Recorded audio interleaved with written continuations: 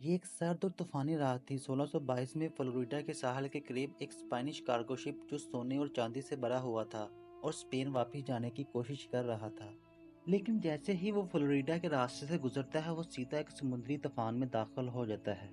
اس کے بادبان چاک ہو جاتے ہیں اور اس کا رخ موڑنے والا تختہ لہروں کی وجہ سے ٹوٹ جاتا ہے اور چند ہی منٹوں بعد اٹوچا جہاز ڈوب کر تباہ ہو جاتا ہے۔ پرانے ریکارڈز کے مطابق اس رات کم سے کم $500 کروڑ کا خزانہ سمندر میں ڈوب گیا اور اس کی جگہ مکمل طور پر ایک راز بن گئی۔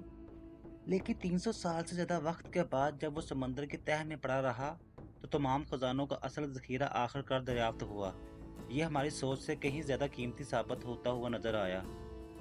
میں نے اس پورے واقعے کا ایک ماڈل بنایا ہے تاکہ آپ دیکھ سکیں کس طرح ایک شخص اور اس کی خزانہ تلاش کرنے والی ٹیم نے کئی دہائیوں تک اس جہاز کی تلاش کی، اور کس طرح ان کی ذہانت اور پرانی دستاویز نے ان کو تاریخ کے سب سے قیمتی غرق شدہ جہاز تک لے گیا۔ جب اٹوچا اس منحوس شام کو ڈوبا تو وہ فلوریڈا کیز کے ایک چھوٹے سے شیلو ریف پر جا گرا، جو کہ 200 مائل پر چھوٹے چھوٹے جزیروں کا ایک سلسلہ ہے۔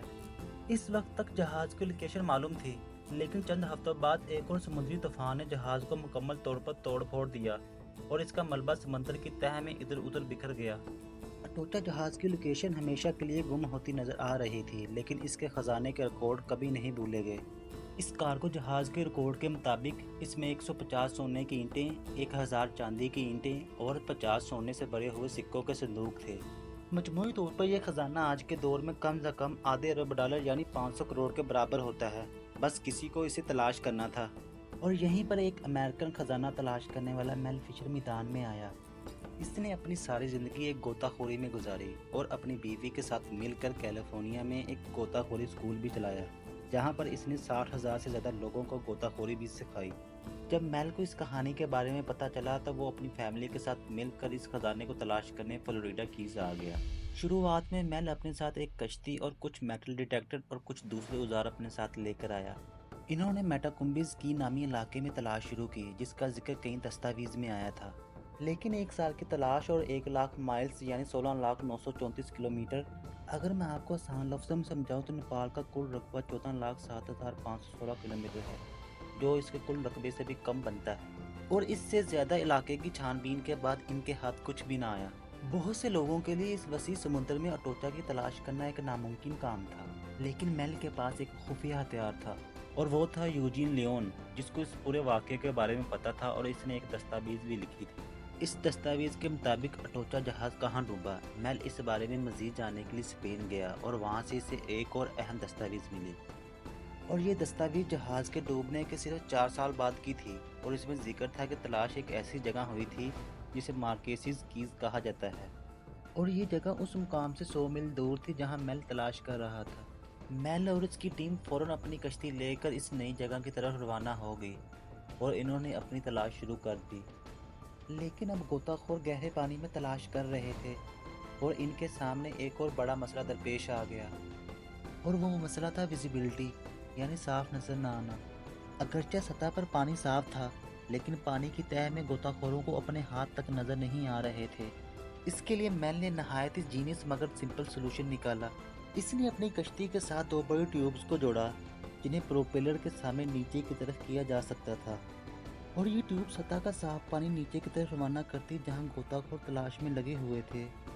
یہ صرف گندے پانی کو صاف نہیں کرتا تھا بلکہ اس سے ریت میں ایک گہرا سوراخ ہو جاتا جس سے نیچے چھپی ہوئی چیزیں سامنے آ جاتی۔ پھر ایک دن 1971 میں ریت ہٹی اور ایک بہت بڑا اینکر سامنے آیا۔ اگرچہ یہ کوئی خزانہ نہیں تھا، لیکن یہ پہلا سوراخ تھا کہ شاید اصل خزانہ اب زیادہ دور نہیں۔ مزید آرٹیفیکٹ ملنے لگے جیسے پیالے، تلواریں، گولے اور لوہے کے کیل وغیرہ جو جہاز کو جوڑنے کے لیے استعمال ہوتے تھے۔ ہر چیز کا حساب رکھنے کے لیے انہوں نے ایک نقشہ بنانا شروع کیا جس پر دائرے کے ذریعے بتایا جاتا کہ ہر خزانے کا ٹکڑا کہاں سے ملا۔ کچھ عرصے کے بعد نقشے پر ایک واضح لائن بننے لگی اور وہ اس نتیجے پر پہنچے کہ اٹوچا کا اصل خزانہ اسی لائن کے آس پاس ہونا چاہیے۔ اٹوچا جہاز کی تلاش کے لیے ٹیم ان آرٹیفیکٹ کے سلسلے کا پیچھا کر رہی تھی، لیکن میل کا ماننا تھا کہ یہ آرٹیفیکٹس تمام خزانوں کے اصل ذخیرے تک لے جائیں گے، لیکن 2 سال اس لائن کے ساتھ تلاش کرنے کے باوجود ٹیم کوئی قیمتی چیز دریافت کرنے میں ناکام رہی۔ اب میل کے پاس تیزی سے پیسے ختم ہو رہے تھے، اور اگر اسے کوئی جلد خزانہ نہ ملا تو وہ مزید تلاش کرنے کے لیے قابل نہ رہتا۔ لیکن پھر 1973 میں اینکر سے صرف چند سو فیٹ کے فاصلے پر ٹیم کو چاندی کے سکوں کا ایک صندوق ملا اور اس کے علاوہ 3 بڑی چاندی کی اینٹیں بھی ملی۔ یہ دریافت اکیلے ہی $1,00,000 سے زیادہ کی تھی، لیکن یہ واضح نہیں تھا کہ یہ خزانہ اٹوچا کا ہے یا اس کے جڑواں جہاز کا جو اسی رات ڈوبا تھا، اور وہ اس کے لیے دوبارہ جہاز کے کارگو دستاویز کی طرف گئے۔ اس دستاویز میں سونے اور چاندی کے ہر ٹکڑے کا وزن اور سیریل نمبر درج تھا۔ چاندی کی اینٹوں کے سیریل نمبر کو دستاویز سے ملا کر انہوں نے تصدیق کر لی کہ وہ جو خزانے کی لکیر کا پیچھا کر رہے ہیں وہ واقعی اٹوچا کی ہی تھی۔ ٹیم نے سکوں کو الیکٹرولیسس کے ذریعے صاف کرنا شروع کر دیا اور انہیں بیچ کر مزید رقم حاصل کرنے لگے۔ میل اور اس کی ٹیم ایک بار پھر سے کام میں جٹ گئی۔ ان سکوں کو بیچ کر ٹیم نے نئی سونار ٹیکنالوجی کے ساتھ خزانے کی تلاش شروع کر دی، لیکن جیسے ہی انہیں اور مزید کامیابی ملنا شروع ہوئی تو ان کے لیے ایک اور بڑا مسئلہ درپیش آ گیا۔ میل جو خزانہ تلاش کر رہا تھا، اس پر فلوریڈا کی ریاست نے تمام خزانے کی ملکیت کا دعویٰ کر دیا اور اس کے خلاف میل نے قانونی جنگ شروع کر دی۔ اسی دوران ٹیم کو اس لکیر پر مزید قیمتی اشیاء ملتی رہی۔ اس کے بعد ایک اور بڑی دریافت ہوئی۔ نوکانسی کی توپوں پر اٹوچا کے نشانات ملے، لیکن ان توپوں کی دریافت کے صرف ایک دن بعد ان کی ایک کشتی رات کے وقت الٹ گئی، جس میں 3 لوگ مر گئے، جن میں سے میل کا بیٹا بھی شامل تھا۔ 3 سال گزر گئے اور ٹیم مسلسل تلاش کرتی رہی، مگر کوئی نیا سراغ نہ ملا۔ خزانے کی لکیر جیسے ختم ہو چکی تھی۔ تلاش کے دوران میل اکثر ایک پراسرار دستاویز کا ذکر کرتا تھا جو اس نے پڑھی تھی اور جو کہ اٹوچا کے ایک زندہ بچ جانے والے شخص نے لکھی تھی۔ اس دستاویز کے مطابق زندہ بچ جانے والے نے ایک ایڈمرل کی مدد کی تھی کہ وہ 70 پاؤنڈ دنیا کے سب سے نایاب ترین کولمبین ایمرالڈ چپکے سے جہاز پر لے جائے۔ اگر آپ کو اس بارے میں نہیں پتا تو میں آپ کو بتاتا چلوں، آج کے دور میں ایک کولمبین ایمرالڈ کیرٹ کی پرائس $10,000 کے برابر ہے۔ پر یہ کبھی واضح نہیں ہوا کہ میل نے یہ کہانی کہاں سے پڑھی ہے، لیکن وہ مکمل طور پر پریقین تھا کہ اٹوچا کے خزانے میں صرف سونا اور چاندی ہی نہیں بلکہ کچھ اور بھی تھا۔ اسی دوران 8 سال کی قانونی جنگ کے بعد میل نے حکومت کے خلاف مقدمہ جیت لیا اور آخر کار اسے خزانے پر مکمل 100% حق مل گیا۔ لیکن 1970 کے آخر تک میل نے اٹوچا کی تلاش میں $60,00,000 سے زیادہ خرچ کر چکا تھا اور یہ پراسرار خزانہ اب تک نہیں ملا تھا۔ راستے میں ملنے والی ہر چھوٹی چیز ٹیم کو اپنی طرف مائل کرتی رہی اور اب ایسا لگنے لگا تھا کہ خزانہ اسی لائن کے کسی حصے میں چھپا ہوا ہے، لیکن یہ سب کچھ بدلنے ہی والا تھا۔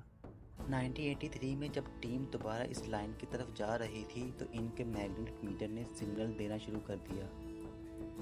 غوطہ خور نیچے گئے تو انہیں لائن کے 130 حصے میں کئی قیمتی اشیاء ملی۔ جب ان چیزوں کو نقشوں پر نشانزد کیا گیا تو اصل لکیر سے ایک نئی لکیر نکلتی ہوئی محسوس ہوئی۔